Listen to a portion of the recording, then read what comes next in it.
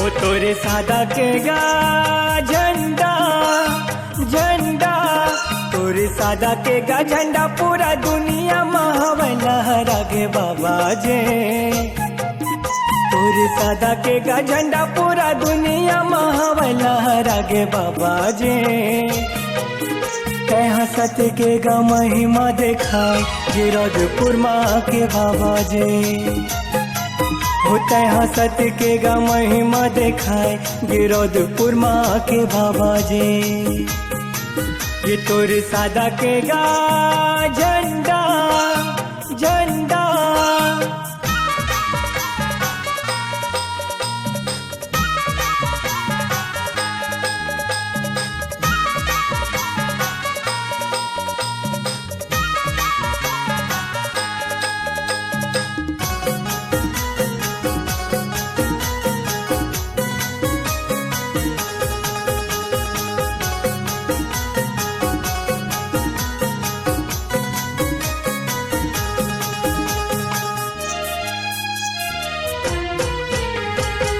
माता अमरावतीन के आँखें के तारा महंगू के बन गे दुलारा गुरुजी सत्य के महिमा पूरा दुनिया में बगराए करे जगत उजियारा गुरुजी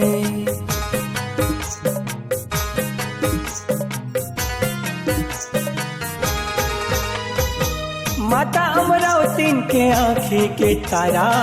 महंगू के बन गे दुलारा गुरुजी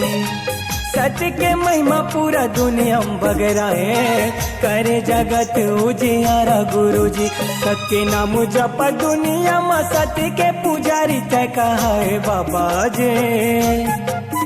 सत्य नाम जप दुनिया में सत्य के पुजारी तय कहा है बाबा जे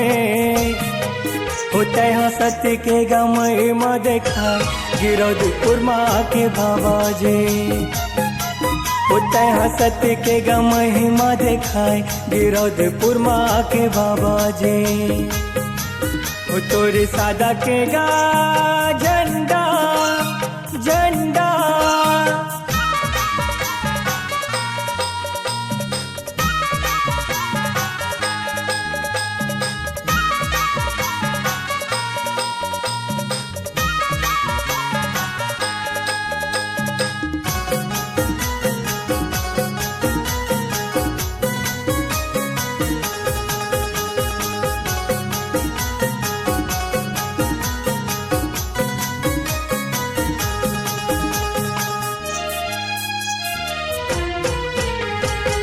बन के सतनामी सतमा रंगे तोरे चोला मनखे के दुख बिसेरा के बाबा जी चंदा सूरज तोरे डाहर ने हरे हमूला दरस देखा दे बाबा जी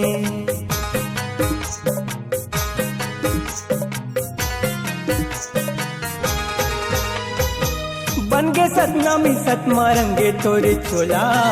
मनखे के दुख बिसेरा के बाबा जी चंदा सूरज तोरे डाहर ने हरे